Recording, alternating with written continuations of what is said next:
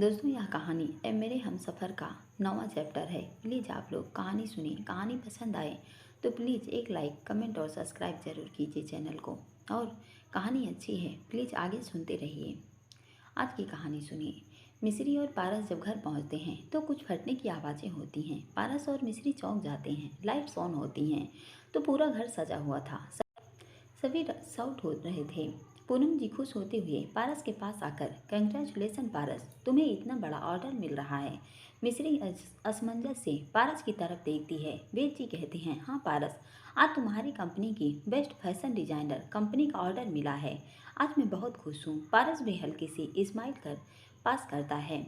मिस्री पारस से कहती है, कंग्रेचुलेसन पारस जी। पारस मुस्कुराते हुए थैंक यू। अमिताभ जी भी पारस के पास आकर उसे गले लगाने वाले थे कि पारस उन्हें हाथ दिखा रोक देता है। अमिताभ जी के चेहरे पर उदासी छा जाती है, मगर वो सबकी खुशी के लिए मुस्कुरा देते हैं। सावित्री जी कहती हैं, बेटा आज तुम्हारे अवार्ड मिलने की खुशी में मैंने तुम्हारे लिए तुम्हारा फेवरेट खाना बनाया है, वो भी अपने हाथों से। पारस मिस्री का हाथ पकड़ता है और कहता है, दी, इस सब के लिए बहुत थैंक यू, पर मेरे और मिस्री का बाहर खाना खाने जाने का प्लान है। मिस्री पारस की तरफ देखती है। पूनम कहती है, मगर पारस माँ ने बहुत मेहनत से बनाया है। पारस कहता है, दी, मैं फ्रेश होने जा रहा हूँ। मिस्री तुम भी चलो और रेडी हो जाओ, हमें बाहर खाने जाना है। मिस्री को लेकर पारस फिर अपने कमरे में आ जाता है। मिस्री रूम में आते ही, पारस जी, आपसे एक बात पूछूं? पारस कहता है, नहीं, क्योंकि मैं जानता हूँ तुम्हें क्या जानना है। तुम जाओ, रेडी हो जाओ। पारस ऐसा कहकर कबर से कपड़े निकालता है और बाथरूम में चला जाता है। कुछ देर बाद पारस आता है तो कहता है, मिस्री तुम रेडी नहीं हुई, चलो हमें बाहर डिनर पर जाना है। मिस्री कहती है, मगर पारस जी।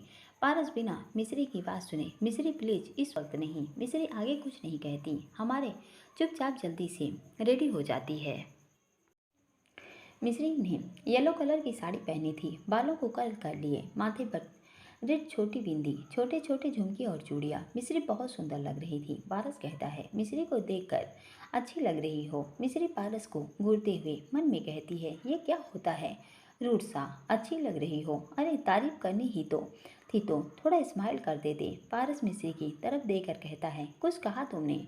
मिस्री कहती है, नहीं नहीं, तो मैंने तो कुछ नहीं कहा। पारस कहता है, अच्छा ठीक है, तो चलो। मिस्री और पारस एक साथ रूम से बाहर आते हैं। सभी का मूड खराब हो चुका था और सब हॉल में ही बैठे थे। मिस्री सबको देख धीरे से कहती है, पारस जी प्लीज आज नहीं, सबके इतने मन से तैयारी की है और हम इसे ऐसे जाएंगे तो अच्छा नहीं लगेगा। पारस कहता है, मिस्री मैंने कहा ना चलो। पारस और मिस्री जाने लगते हैं। मिस्री रुक कर सबको देख रही थी। तभी वेद जी मुस्कुराते हुए मिस्री को इशारे से बताते हैं, सब ठीक होगा, तुम जाओ। मिस्री वेद जी की इस मुस्कान से समझ जाती है कि वो घर पर सब हैंडल कर लेंगे। पारस मिस्री बाहर आते हैं। पारस मिस्री को लेकर गाड़ी में बैठता है और गाड़ी कुछ देर में रोड पर अपनी रफ्तार से दौड़ने लगती है। इधर वे जी सबका मूड ऑफ देख कर कहते हैं, आप सब लोग क्यों दुखी हो रहे हैं? आप सबको तो खुश होना चाहिए। सुधा बुआ कहती हैं, अच्छा वो क्यों? वेद जी कहते हैं, क्योंकि बुआ जी, भले ही वो हमारे साथ नहीं, लेकिन अपनी वाइफ के साथ तो सेलिब्रेट कर रहा है ना। और माँ अब तो यही चाहती थी ना कि पारस मिस्री और अपने रिश्ते को वक्त दे, तो अब आप क्यों दुखी हो रही हैं? सावित्री जी कहती हैं, मगर मैंने भी तो। वेद जी कहते हैं, अरे आपने इतने प्यार से खाना बनाया था तो।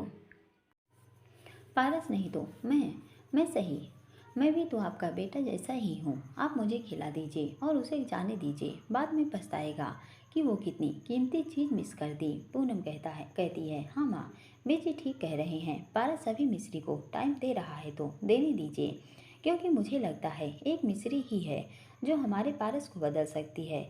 और आपने भी देखा है ना कि पारस में पहले से कितना चेंज आया है। वेद जी कहते हैं, हाँ, आज पहली बार मेरी बेबी को मेरी बात सही लगी। ये डेट याद रखनी होगी पापा। आज डेट क्या है? पूनम वेद जी को घूरते हुए देखती हैं तो वेद जी कहते हैं, देखिए ना माँ, ये मुझे ऐसे डराती हैं जैसे भूतनी हो। पूनम कहती हैं, मैं आपको भूतनी लगती हूँ? वेद जी कहते हैं, और नहीं तो क्या, डरा डरावनी भूतनी। पूनम कहती हैं, आप रुकिए, मैं बताती हूँ आपकी। वेद जी भागने लगते हैं और पूनम उनके पीछे पीछे। सुधा बुआ, सावित्री जी और अमिताभ जी हंसने लगते हैं। इधर पारस मिस्री को लेकर एक इटालियन रेस्टोरेंट में आता है। मिस्री और पारस टेबल पर बैठे थे कि पारस वेटर को बुलाता है और कहता है, बोलोग्नीज पास्ता, माइनस्टोन सूप, स्पिनच सैलेड और डेजर्ट में ब्राउनी। और मिस्री तुम क्या लोगी? मिस्री मेन्यू देख रही थी मगर नेम देखकर उसे कुछ समझ नहीं आ रहा था। पारस कहता है, मिस्री ऑर्डर करो। मिस्री आज तक कभी रेस्टोरेंट नहीं आई थी तो उसे कुछ समझ नहीं आ रहा था। पारस मिस्री के हाथ पर हाथ रख कर कहता है, रुको, मैं ऑर्डर कर देता हूँ। आपसे जो भी कुछ भी मैंने मंगवाया है उसमें उसके डबल ले आना। मिस्री सिर झुकाए बैठी थी और मन में सोच रही थी, न जाने पारस जी मेरे बारे में क्या सोच रहे होंगे कि मुझे कुछ ऑर्डर करना भी नहीं आता। पारस मिस्री को देखकर कहता है, मिस्री क्या हुआ, तुम इतना शांत क्यों बैठी हो? मिस्री कहती है, वो कुछ नहीं। पारस कहता है, अच्छा ये बताओ तुम्हें खाने में क्या क्या पसंद है? मिस्री कहती है, मुझे तो सब कुछ अच्छा लगता है। पारस कहता है, सब अच्छा लगता है? अरे कुछ तो ऐसा होगा न जो सबसे ज़्यादा फेवरेट होगा, वो बताओ। मिस्री कहती है, ऐसे कभी सोचा नहीं मैंने। पारस कहता है, अच्छा चलो कोई बात नहीं। तभी वेटर खाना लेकर आता है और कहता है, सर ये आपका ऑर्डर। पारस मिस्री से कहता है, चलो कुछ खा लो, बहुत भूख लगी होगी। मिस्री हाँ में सिर हिलाती है। पारस और मिस्री डिनर करते हैं। उस पल वहाँ बहुत शांति थी। तभी मिस्री की नज़र एक बच्चे पर पड़ती है जो अपने माँ को खाने के लिए बहुत तंग कर रहा था। मिस्री उसे देखकर मुस्कुरा रही थी। पारस ने जब ये देखा तो वो कहने लगा, मिस्री तुम्हें बच्चे बहुत पसंद है ना? मिस्री हाँ हाँ, मगर आपको कैसे पता? पारस कहता है, बस ऐसे ही जान लिया। मिस्री कुछ सोचती है और कहती है, पारस जी एक बात पूछूं? पारस कहता है, हाँ बोलो। मिस्री कहती है, वो आप पापा जी से ऐसे क्यों? पारस कहता है, मिस्री मुझे इस बारे में कोई बात नहीं करनी, प्लीज़ तुम आज के बाद कभी मुझसे कुछ मत पूछना। मिस्री कहती है, पारस जी पर मिस्री इससे आगे कुछ बोल नहीं पाती। पारस और मिस्री डिनर करके वापस आते हैं। पूरे रास्ते पारस ने मिस्री से कुछ नहीं बोला। रात बहुत हो चुकी थी तो सब सो चुके थे। मिस्री पारस रूम में आते हैं। पारस का मूड अब ठीक नहीं था। वो मिस्री से कहता है, मिस्री तुम सो जाओ, मैं स्टडी में जा रहा हूँ। मिस्री कहती है, मगर क्यों? पारस कहता है, वो कुछ काम है। इतना कहकर पारस स्टडी रूम में आता है और फिर अपनी कई सारे बुक और फाइल्स में से एक बुक निकालता है और उसे लेकर वहीं कुशन पर आकर बैठ जाता है। उसकी आंखों में आंसू थे। पारस उस किताब को खोलता है। उसमें एक बच्चा जिसने टी शर्ट और शर्ट पैंट पहनी थी, सिर पर एक कैप लगा रखी थी, साथ में अमिताभ जी थे। पारस के चेहरे पर दर्द साफ साफ नजर आ रहा था। तभी पीछे से कोई पारस के कंधे पर हाथ रखता है। मिस्री तुम यहाँ? पारस ने बिना देखे कहा। मिस्री सामने आकर कहती है, पारस जी आप ऐसे? पारस कहता है अपने आंसू छुपाते हुए, मिस्री तुम जाओ सो जाओ। मिस्री कहती है, पारस जी आपने मुझे कहा था ना मैं आपकी दोस्त हूँ, तो आप मुझे एक दोस्त समझ कर ही अपना दुख बता सकते हैं। पारस कहता है, मिस्री कुछ दर्द ऐसे होते हैं जो दिल में ही रहें तो अच्छे होते हैं, इनको बाहर लाकर उसकी तकलीफ और बढ़ जाती है। मिस्री समझ जाती है कि पारस उसे कुछ नहीं बताएगा, इसलिए वो कहती है, ठीक है मत बताइए, मगर आप इस तरह उदास भी मत बैठिए, मुझे अच्छा नहीं लगता। पारस ने मिस्री की आंखों में देखते हुए कहा, क्यों? मिस्री उस क्यों का जवाब खुद नहीं जानती थी। मिस्री चुप हो जाती है। पारस कहता है, अच्छा मिस्री तुम्हें ऑफिस में कैसा लगा, सब ठीक था ना? मिस्री हाँ, और वहाँ से सभी लोग बहुत अच्छे हैं। पारस कहता है, अच्छा। मिस्री हाँ में सिर हिलाती है। फिर पारस और मिस्री काफ़ी देर तक ऑफिस में जो कुछ भी हुआ उसकी बातें करते रहते हैं और फिर रूम में आकर सो जाते हैं। अगले दिन सुबह सुबह मिस्री जल्दी उठकर पूजा करके नाश्ता रेडी करती है। पारस आज देर से उठा था। वो घड़ी देखकर कहता है, पारस राजपुर आज लगता है तो खुद लेट आ जाएगा ऑफिस। वो जल्दी से बाथरूम में जाता है और नहाने चला जाता है। तभी उसे याद आता है कि वो कपड़े लाना तो भूल ही गया। वो सोच में पड़ा था कि वो क्या करे। अगर वो टॉवल बांध कर बाहर गया और मिस्री आ गई तो, मगर नहीं गया तो वो ऑफिस को लेट हो जाएगा। काफ़ी देर तक सोचने के बाद वो खुद को समझाता है, मिस्री तो बाहर नाश्ता बनाने गई है तो वो अभी तो अंदर नहीं आएगी। मैं जल्दी से जाकर कवर से कपड़े लेकर पहन कपड़े पहन लूँगा, मगर वो आ गई तो फिर खुद को समझाते हुए, नहीं नहीं, अच्छा एक काम करता हूँ, जॉन को आवाज़ लगाता हूँ, शायद वो आ जाए। हाँ ये सही है। फिर वो चीखते हुए कहता है, जॉन जॉन जॉन। तभी मिस्री रूम में आती है तो गेट खटकने की आवाज़ से पारस कहता है, जॉन कब से आवाज़ दे रहा हूँ, कहाँ था इडियट, मेरे कपड़े निकाल कर मुझे दे अभी। मिस्री कहती है, मैं कैसे। पारस फिर चीखता है, जॉन जल्दी दो, मुझे ठंड लग रही है, कब से चीख रहा हूँ मैं। मिस्री को कुछ समझ नहीं आता।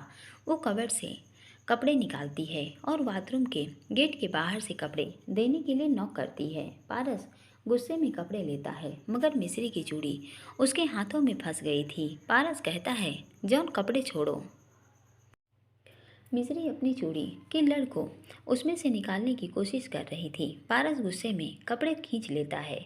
मिस्री उस खिंचाव के कारण पारस के ऊपर जा गिरती है। पारस उसे संभालने की कोशिश करता है, मगर उसका हाथ सावर पर जा लगता है और दोनों जमीन में गिर जाते हैं। मिस्री और पारस एक दूसरे की आंखों में देख रहे थे। मिस्री और पारस एक दूसरे की आंखों में खोए हुए थे और सावर का पानी दोनों पर गिर रहा था। तभी पूनम कमरे में आते हुए, मिस्री मिस्री।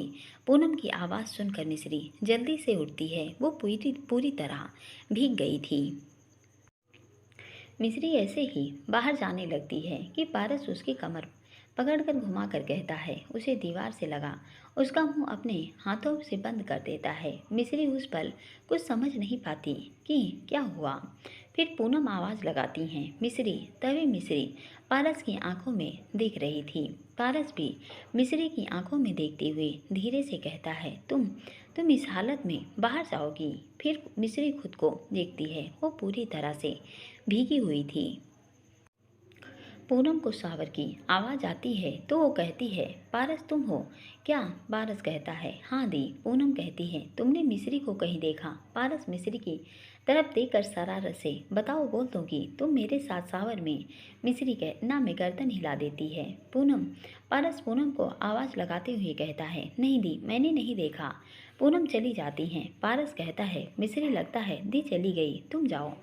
मिस्री जाने लगती है कि उसका पैर साबुन पर जा लगता है और वो फिसल कर गिरने वाली थी कि पारस संभाल लेता है और कहता है, मिस्री संभल कर। मिस्री जल्दी से सीधी खड़ी होती है, बाहर आ जाती है, कपड़े बदल कर वो नीचे आती है। कुछ देर बाद पारस भी रेडी होकर नीचे आता है। नाश्ता करके वो पारस अपने रूम में आता है और अपनी कुछ फाइल्स देखता है। तभी उसे मिस्री की ड्रेस डिजाइनिंग की फाइल दिखाई देती है। पारस कहता है, अरे इसे तो मैंने देखा ही नहीं। पारस उस फाइल को देखने ही जा रहा था कि मिस्री आते हुए कहती है, पारस जी वो इसे आप प्लीज़ ओपन मत करना। पारस कहता है, पर क्यों। बस नहीं ना, अच्छी नहीं बनी होगी। पारस कहता है, कोई बात नहीं, मैं देखूँ तो। मिस्री कहती है, नहीं पारस जी वो। पारस उस फाइल को खोलता है, कुछ डिजाइन देख कहता है, हाँ ठीक है बट कुछ कमी है, इसे अभी और फिनिशिंग की ज़रूरत है। फिर दूसरा पेज पलटकर, ये भी ठीक ही है।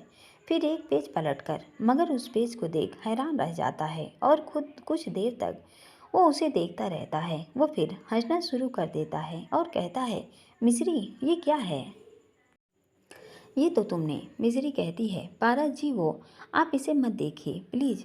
पारस फिर उसे देखते हुए, नहीं ये इतनी सुंदर पेंटिंग। मिस्री भी उस पेंटिंग को देख हैरान रह जाती है और कहती है, ये मैंने क्या। मिस्री पारस के हाथ में अपनी फाइल से में बनी तस्वीरों को देखकर कहती है, पारस जी ये मैंने। पारस हंसते हुए कहता है, ये तुमने सीजा की तस्वीर बनाई है ना। मिस्री ने सीजा की पेंटिंग गुस्से से बनाई थी जब उसने सीजा को पारस के पास देखा था। अब आप सोच रहे होंगे कि पारस ने उस तस्वीर को इतनी आसानी से कैसे पहचान लिया, तो बता दें हमारी मिस्री की आर्ट बहुत अच्छी है और ऊपर से उसने सीसा की ड्रेस का कलर और उसके फेस पर होठों के नीचे की तिल था वो भी मेंशन किया हुआ था। मगर पारस क्यों हंस रहा था मिस्री की पेंटिंग पर। आप ये सोच रहे हैं ना, आप तो ये भी आपको मैं बता देती हूँ। मिस्री ने सीजा के दांतों को काला और लंबा बना दिया था और बालों पर सींग बना दी थी, वो जो बच्चे कभी कभी गुस्से में तस्वीर खराब करते हैं, बिल्कुल वैसे ही। तो मिस्री पारस को हंसता देख कहती है, मिस्री नहीं, वो ये तो बस ऐसे ही। आप प्लीज़ मुझे दे दीजिए। मिस्री उस फाइल को लेने के लिए पारस की तरफ बढ़ती है। पारस पीछे हटता है। मिस्री फिर कहती है, पारस जी, दे दीजिए ना प्लीज़। पारस कहता है, अच्छा तो लेकर दिखाओ। मिस्री पारस के पीछे भागने लगती है। पारस मिस्री से बचते हुए इधर उधर भागने लगता है। तभी बेड पर आकर पारस मिस्री उचक कर पारस की फाइल लेने की कोशिश कर रही थी और पारस फाइल नहीं दे रहा था। तभी केके ने आते हुए कहा, सर वो मैं। पारस और मिस्री की नज़र जब केके पर पड़ती है तो दोनों दूर दूर हो जाते हैं। पारस और मिस्री बेड से नीचे उतरते हैं। पारस अपना गला साफ करते हुए कड़क आवाज़ में कहता है, केके तुम। केके सकपकाते हुए कहता है, जी सर, वो सीजा मैम ने बुलाया है। वो कुछ क्लाइंट आ रहे हैं दिल्ली से, तो उन्हें आपके साथ कुछ डिस्कशन करना था, तो वो आपको बुला रही हैं। मिस्री मुंह बनाते हुए मन में, लो आ गई सीजा पिज़्ज़ा फिर से। पारस जी के लिए ये सीजा को चैन क्यों नहीं पड़ता। पारस, कुछ कहा तुमने मिस्री? मिस्री कहती है, नहीं तो। पारस केके से कहता है, केके सीजा से कह दो कि पारस राजपूत किसी के बुलाने पर नहीं आता। उससे कहो उसके क्लाइंट आ रहे हैं तो वो मुझे आकर खुद इन्फॉर्म करे और इसकी डिटेल्स दे। उसके बाद ही मैं इसके बारे में कुछ बताऊंगा या उसके क्लाइंट से बात करूंगा। केके कहता है, ओके सर। केके अब भी वहीं खड़ा था। पारस कहता है, केके जी आपको कुछ चाहिए? केके डरते हुए कहता है, नहीं सर। केके चला जाता है। पारस कहता है, मिस्री मैं गाड़ी में वेट कर रहा हूँ, तुम आ जाओ। मिस्री हाँ में सिर हिला देती है। पारस केके के साथ बाहर आता है। कुछ देर बाद मिस्री भी आती है। केके ड्राइवर के बगल वाली सीट पर और पारस और मिस्री गाड़ी के पीछे वाली सीट पर बैठी थी। केके पारस से बिजनेस के डिटेल्स कुछ बात कर रहा था, इसलिए दोनों आपस में बिजी थे। तभी मिस्री खुद से दोनों आपस में बात कर रहे हैं और पारस जी को मेरा बिल्कुल ध्यान नहीं है, मैं भी तो हूँ ना, मुझे भी देख लो पारस जी। इस वक्त हमारी मिस्री शायद ये हाल था कि जब हम किसी को पसंद करते हैं तो चाहते हैं कि उसका पूरा ध्यान हमारी ओर रहे, और हमारे पारस बाबू तो लगे थे केके से बात करने में। मिस्री कहती है, पारस जी। पारस अब भी केके से बात ही कर रहा था। मिस्री फिर कहती है, पारस जी। पारस फिर ध्यान नहीं देता। मिस्री इस बार जोर से, पारस जी। पारस और केके एक साथ मिस्री की तरफ देखते हैं। मिस्री, क्या हुआ? पारस ने कहा। मिस्री अब सोच में पड़ गई, अब वो क्या कहे। पारस मिस्री के जवाब का इंतजार कर रहा था कि मिस्री कुछ सोच कर कहती है, ओ मैं। पारस मुस्कुराते हुए, मिस्री आगे भी कुछ बोलो। केके कहता है, सर शायद मिस्री मैम को कुछ खाना है। मिस्री झट से कहती है, हाँ। पारस कहता है, क्या अभी तो हमने ब्रेकफास्ट किया था ना? मिस्री कहती है, हाँ किया था, मगर मुझे चॉकलेट खानी है। पारस कहता है, क्या चॉकलेट? तुम छोटी बच्ची हो क्या को जो चॉकलेट खाओगी? मिस्री कहती है, अब इसमें ये किस किताब में लिखा है कि चॉकलेट सिर्फ बच्चे ही खाते हैं? तभी केके बीच में कहता है, अरे सर, आपको नहीं पता, लड़कियों की सबसे फेवरेट चीज़ चॉकलेट होती है। केके को पारस घूर कर देखता है। केके चुप हो जाता है। पारस फोन में कुछ काम करता है और कहता है, ड्राइवर कार को राइट ले लेना। ड्राइवर कार राइट में ले लेता है। कुछ देर बाद पारस ड्राइवर से गाड़ी रुकवाता है और मिस्री से कहता है, तुम्हें चॉकलेट खानी है ना? मिस्री हाँ कहती है। पारस मिस्री की तरफ हाथ बढ़ाते हुए कहता है, तो चलो। मिस्री अपना हाथ पारस के हाथ की तरफ बढ़ाती है। पारस और मिस्री कार से बाहर आते हैं। पारस मिस्री को एक कैफ़े में ले जाता है। केके भी उनके साथ था। पारस और मिस्री टेबल पर आकर बैठते हैं। पारस, केके तुम जाओ और कुछ चॉकलेट लेकर आओ, और हाँ, मेरे लिए कॉफ़ी ले आना। केके चला जाता है। केके को आने में देर लग रही थी। पारस कहता है, रुको, मैं देख कर आता हूँ कि कहाँ रह गया। पारस जब वहाँ पहुँचता है तो देखता है केके वहाँ खड़ा चॉकलेट के नाम हो पढ़ रहा था। पारस कड़क आवाज़ में, केके तुमने अब तक चॉकलेट नहीं ली? केके कन्फ्यूजन से कहता है, सर वो मैं सोच रहा था कि आपने कौन सी चॉकलेट लाने को कहा था।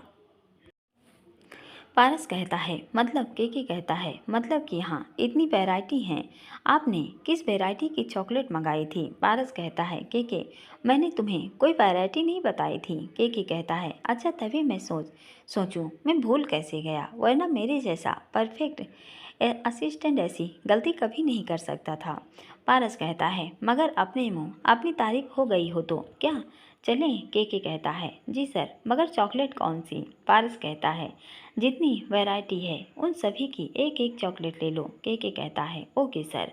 पारस और केके चॉकलेट लेकर जब टेबल के पास आते हैं तो मिश्री उनको देख हंसते हुए, ये क्या, मुझे बस एक चॉकलेट चाहिए थी, आप तो इतनी सारी ले आए। पारस कहता है, हाँ तो तुम पारस राजपूत की दोस्त हो, इतना तो कर सकता हूँ। मिश्री कहती है, पर मैं इतनी चॉकलेट का क्या करूँगी? पारस कहता है, थोड़ा थोड़ा करके खा लेना। मिश्री हंसते हुए कहती है, अच्छा। तभी कोई वहां आते हुए कहता है, हे पारस, तुम यहाँ, व्हाट ए कॉइंसिडेंस। पारस पलट कर देखता है तो वहाँ सीजा थी। सीजा उसके पास आकर कहती है, अभी मैं तुमसे ही मिलने आ रही थी, तभी तुम्हें मैंने यहाँ आते हुए देखा। मिश्री सीजा को देख अंदर से जल रही थी। तभी वो कहती है, मैं वैसे तुम यहाँ क्या कर रही हो? मिश्री को ऊपर से नीचे तक देखते हुए, वो भी इस एम्प्लॉय के साथ। पारस को गुस्सा आता है मगर वो खुद को शांत करता है। सूजी, पारस राजपूत तुम्हारा सर्वेंट नहीं है जो तुम्हें हर बात का जवाब दे, समझी? और एक कोल्ड लुक देता है। चलो मिश्री यहाँ से। तभी सीजा कहती है, अरे बेबी, तुम तो नाराज हो गए। मिश्री मन में हैरानी से, क्या बेबी? सीजा पारस के सामने आकर कहती है, अच्छा बाबा, सॉरी, अब नहीं पूछूंगी, बट जिस काम के लिए मैं तुमसे ऑफिस में मिलने वाली थी, क्या उस काम को यहाँ कर लें? पारस कहता है, मैं ऑफिस का काम ऑफिस में ही करता हूँ। इतना कहकर पारस मिश्री का हाथ खींचते हुए वहाँ से ले जाता है। मिश्री अब आया ना मजा बड़ी आई मेरे पास, मेरे पारस जी को बेबी कहने वाली। तभी मिश्री को एहसास होता है कि वो क्या बोल गई, मेरे पारस जी। और फिर वो पारस को देखने लगती है। पारस मिश्री को गाड़ी में बैठाता है और कहता है, ड्राइवर, गाड़ी स्टार्ट करो। मिश्री पूरे रास्ते बस पारस को देखती रहती है। सीजा ऑफिस आती है और अपने क्लाइंट से रिलेटेड बातें उसे बताती है। एंड कुछ देर की मीटिंग के बाद सीजा चली जाती है। कुछ दिन पारस और मिश्री ऐसे ही रोज ऑफिस आते और वापस जाते। मिश्री और पारस के बीच दोस्ती गहरी हो रही थी और दोनों को एक दूसरे के साथ रहना, बातें करना अच्छा लगने लगा था। पारस किसी न किसी बहाने मिश्री को अपने केबिन में बुला लिया करता था और मिश्री जब सीजा को आया हुआ देखती तो कुछ न कुछ करके वहां पहुंच ही जाती थी, क्योंकि जब भी सीजा आती मिश्री का पारा अपने आप सातवें आसमान पर जाने लगता था और वो पारस को सीजा के साथ नहीं देख पा रही थी। लेकिन इन सब के बीच मिश्री धीरे धीरे सभी काम सीखने लगी थी, मगर अब भी वो सैम से थोड़ा दूर दूर ही रहती थी, क्योंकि उसे एक डर कहीं ना कहीं लगा रहता था कि राकेश की तरह पारस भी उस पर शक न करे, क्योंकि इस रिश्ते में जब शक हो जाता है तो वो रिश्ता ज़्यादा देर तक टिकता नहीं है। धीरे धीरे एक महीना पूरे होने वाला था और पारस का न्यू प्रोजेक्ट भी, जिसमें उसे न्यू डिज़ाइन लॉन्च करने थे। उसने न्यू डिज़ाइंस की शूटिंग के लिए पारस को बाहर जाना था। मिश्री ने पारस के लिए सभी चीज़ें रेडी कर दी थी, क्योंकि सभी अरेंजमेंट हो गए। पारस ने फ़ोन पर कहा। मिश्री बेड पर बैठी थी और थोड़ा उदास भी थी, क्योंकि पारस 2 दिन के लिए जो जा रहा था। पारस अंदर आते हुए, मिश्री पैकिंग हो गई? मिश्री कहती है, जी। पारस कहता है, ठीक है, फिर कुछ देर में निकलना है हमें। मिश्री हैरानी से, हमें? पारस कहता है, हाँ हमें, तुम नहीं चलने वाली क्या? पारस जी, मगर आपने तो मुझे कुछ बताया नहीं। मिश्री, तुमने भी इस प्रोजेक्ट में मेहनत की है तो तुम भी चलोगी ना? मिश्री खुश होते हुए कहती है, ओके ठीक है, मैं बस 5 मिनट में रेडी होकर आई। पारस कहता है, अच्छा ठीक है। कुछ देर बाद मिश्री रेडी होकर आती है। पारस और मिश्री केके के साथ शूटिंग के जगह पर पहुंच जाते हैं। जगह थी मसूरी। मिश्री वहां आते ही कहती है, पारस जी, आपको पता है हम न जाने कब से यहाँ आना चाहते थे। पारस कहता है, अच्छा।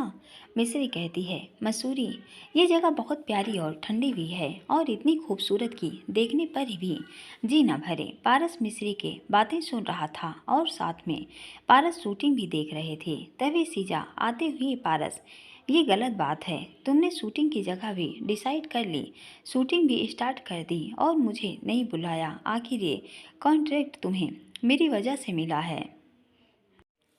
पारस पहले सीजा को ऊपर से नीचे तक देखता है, फिर कहता है, ओह रियली? सीजा कहती है, हाँ।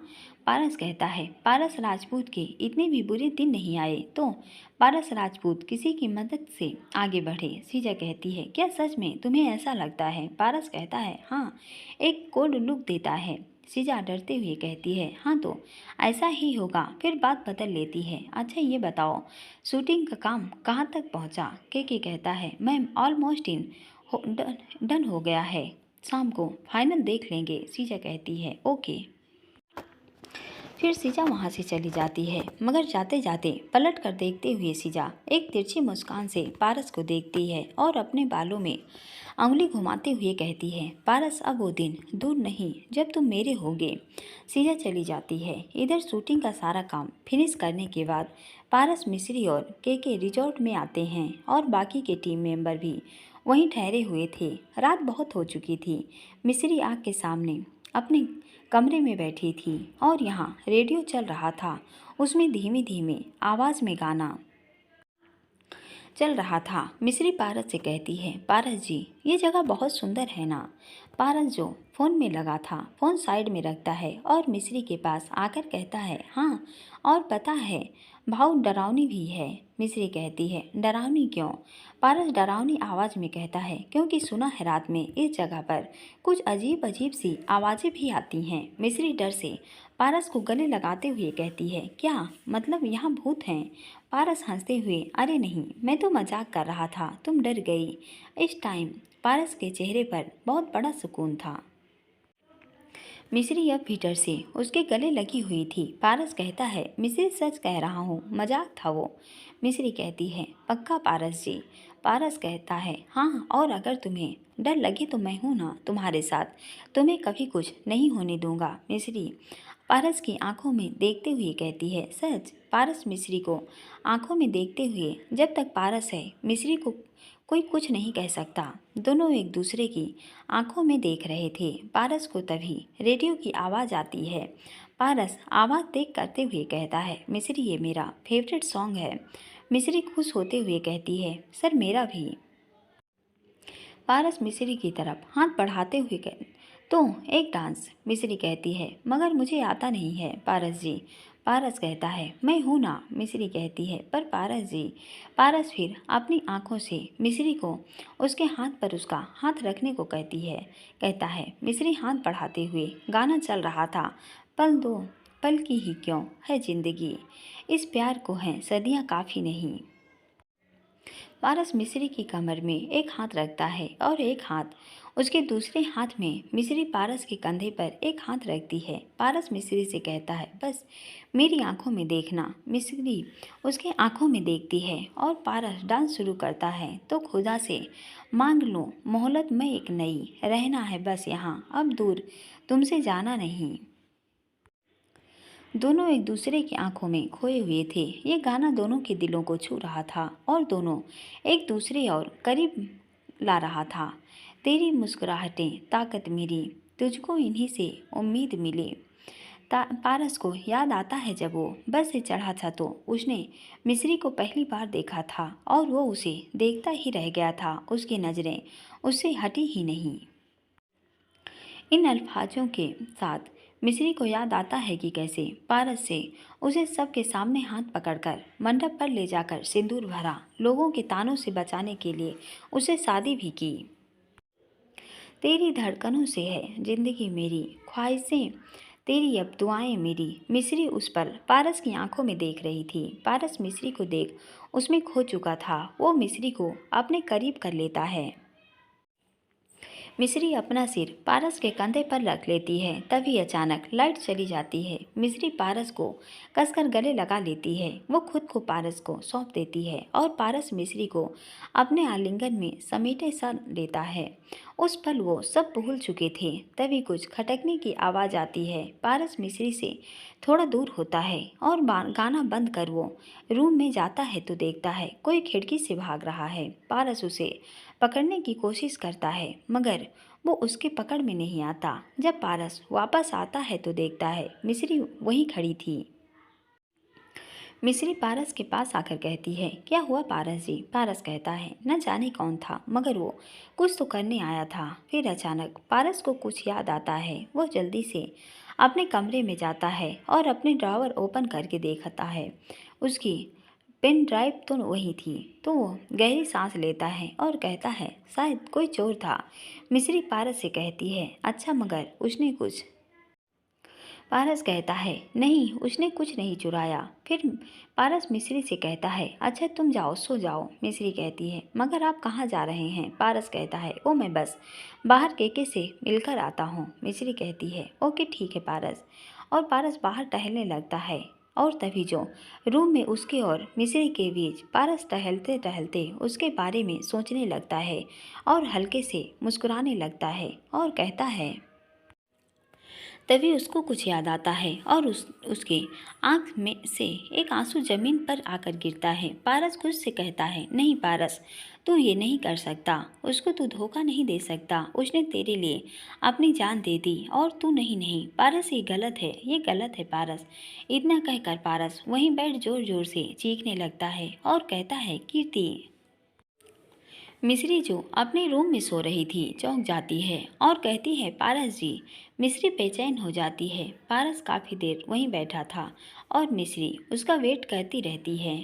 पारस पूरी रात वापस नहीं आता। मिस्री सुबह जब जागती है तो देखती है पारस पैकिंग कर रहा था। मिस्री उठते हुए कहती है, पारस जी आप ये पैकिंग क्यों कर रहे हैं? आज तो हम मसूरी घूमने वाले थे ना। पारस कहता है, हाँ वो मुझे कुछ काम है इसलिए घर जाना है।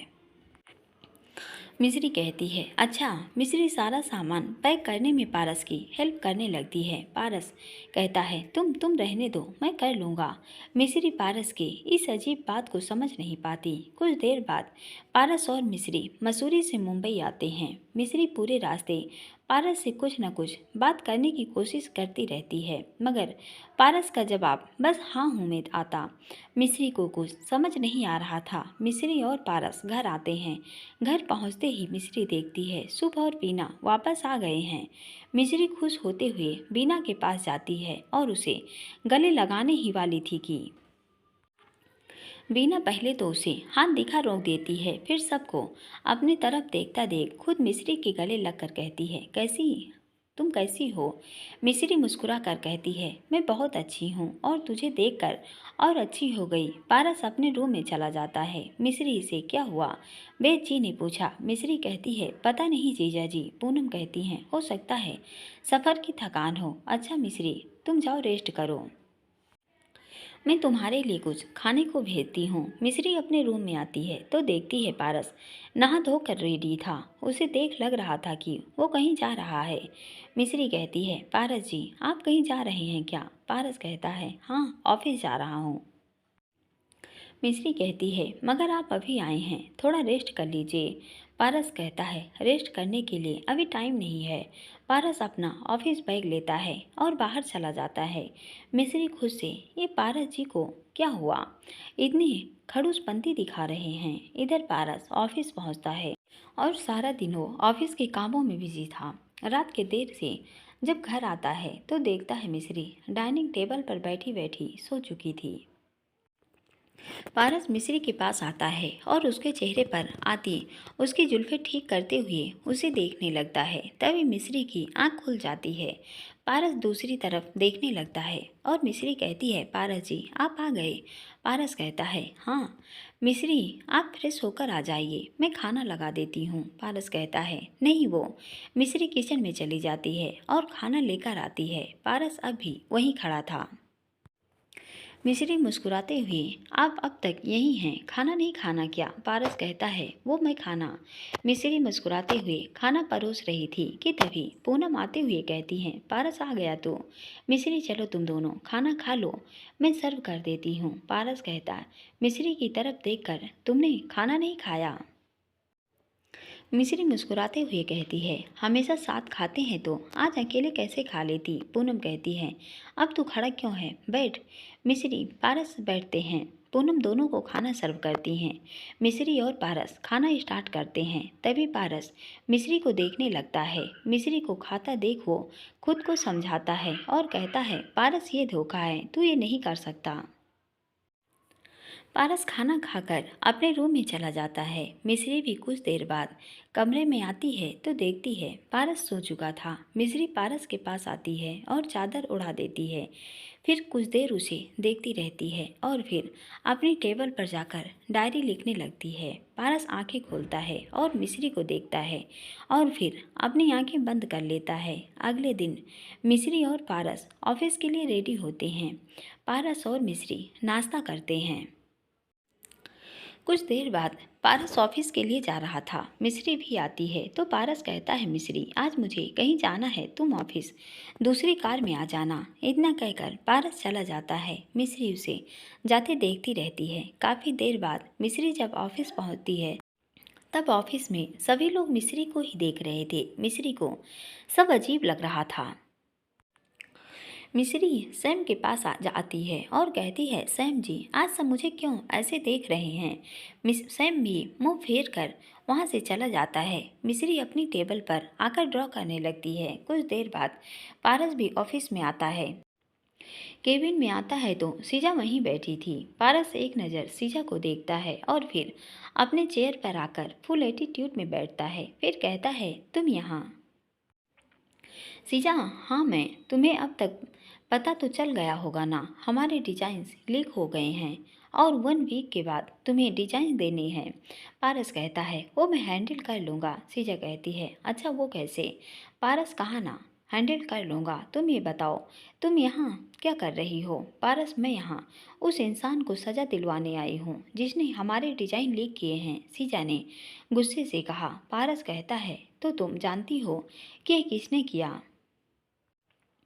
सीजा कहती है, ऑफ कोर्स। पारस कहता है, वो कौन है। सीजा, चलो दिखाती हूँ। पारस सीजा के साथ अपने केबिन से बाहर आता है। सीजा केके को बुलाती है। केके आते हुए कहता है, यस मैम। सीजा कहती है, तुम जाओ और सभी एमोलॉय को यहाँ लेकर आओ। केके कहता है, पर सीजा गुस्से में कहती है, सुना नहीं, जाओ लेकर आओ। केके पारस की तरफ देखता है। पारस हाँ में सिर हिला देता है। सभी एम्प्लॉय आते हैं। सीजा कहती है, सो पारस तुम्हें जानना था ना कि किसने डिजाइन्स लीक किए, तो वो है मिस्री। मिस्री हैरान होकर, क्या। पारस केके भी चौंक जाते हैं। सीजा कहती है, हाँ तुम मिस्री, तुमने हमारे डिजाइन लीक किए। मिस्री कहती है, नहीं मैंने कोई डिजाइन लीक नहीं किए। सीजा कहती है, तुमने ही किए हैं, तुम्हारे अलावा वहाँ और कोई ऐसा नहीं था जो पारस के रूम में था। मिस्री पारस की तरफ देखती है। पारस के चेहरे पर कोई भाव नहीं थे। सभी एम्प्लॉय हैरानी से मिस्री की तरफ देखते हैं। मिस्री कहती है, नहीं मैंने ये नहीं किया। सीजा कहती है, अच्छा तो ये गलत है तो कि तुम पारस के कमरे में गई थी। मिस्री कहती है, वो तो मैं। तभी मिस्री बोलते बोलते चुप हो जाती है। सीजा कहती है, क्यों चुप हो गई, कुछ गलत कहा मैंने। अगर तुमने ये नहीं किया तो किसने किया। सीजा मिस्री पर चीखे जा रही थी। मिस्री पारस की तरफ देखती है। पारस अब भी चुप था। तभी केके कहता है, नहीं मिस्री मैम, मेरा मतलब है मिस्री जी ऐसा नहीं कर सकती। सीजा केके के पास आते हुए कहती है, क्यों क्यों नहीं कर सकती। तभी किसी की आवाज़ आती है, क्योंकि मेरी बहन है और मेरी बहन कभी ऐसा नहीं कर सकती। सभी उस आवाज़ की तरफ देखते हैं। वेद जी आते हुए कहते हैं, सीजा मिस्री ऐसा नहीं कर सकती। सीजा कहती है, अच्छा तो ये आपकी बहन है। वेद जी कहते हैं, हाँ। सीजा कहती है, तो आपकी बहन होने का मतलब ये नहीं कि ये कुछ गलत नहीं कर सकती। वेद जी सीजा को इग्नोर करते हुए पारस की तरफ देखते हुए, पारस तुम कुछ तो बोलो। पारस मिस्री पारस के पास आती है और उसका हाथ अपने हाथों में लेकर कहती है, मैंने ये नहीं किया। मिस्री की आंखों में आंसू थे। सीजा मिस्री का हाथ पारस के हाथ से अलग करके कहती है, तुम्हारे ये आंसू यहाँ काम नहीं आएंगे। चलो अब अपना सामान समेटो और निकलो यहाँ से। वेद जी पारस के पास आकर, पारस कुछ तो बोलो। मिस्री अब भी आंच लगाए पारस की तरफ देख रही थी। पारस वहाँ से बिना कुछ बोले चला जाता है। वेद जी उसके पीछे जाने लगते हैं, मगर पारस तेज कदमों से लिफ्ट में चला जाता है। इधर सब मिस्री को बुरा भला कहने लगते हैं। वेद जी चीखते हुए सबको शांत कराते हैं और कहते हैं, तुम सब जाओ और अपना काम करो। मिस्री तुम अपना सामान लो और घर चलो। मिस्री एक एक करके अपने सामान उठाने लगती है। उसके आंसू लगातार बह रहे थे। बेजी उसके पास आते हैं और कहते हैं, मिस्री शांत हो जाओ। मिस्री और फूट फूट कर रोने लगती है। फिर सारा सामान एक बॉक्स में रखकर वो जाने लगती है। सीजा एक कुटिल मुस्कान के साथ उसे जाते हुए देख रही थी। वहाँ खड़े सभी एम्प्लॉय भी मिस्री को ही घूर घूर कर देख रहे थे। उनकी निगाहें मिस्री को चुभ रही थी। मिस्री खुद से कहती है, मेरे किरदार पर सवाल तो लोगों ने बहुत किए, मगर दुख तो तब हुआ जब उस महफिल में वो खामोश खड़ा रहा। दोस्तों, यह पार्ट पूरा सुनने के लिए बहुत बहुत धन्यवाद। अगर कहानी पसंद आ रही हो तो प्लीज़ चैनल सब्सक्राइब करें, लाइक करें और एक प्यारा सा कमेंट करें। Thank you.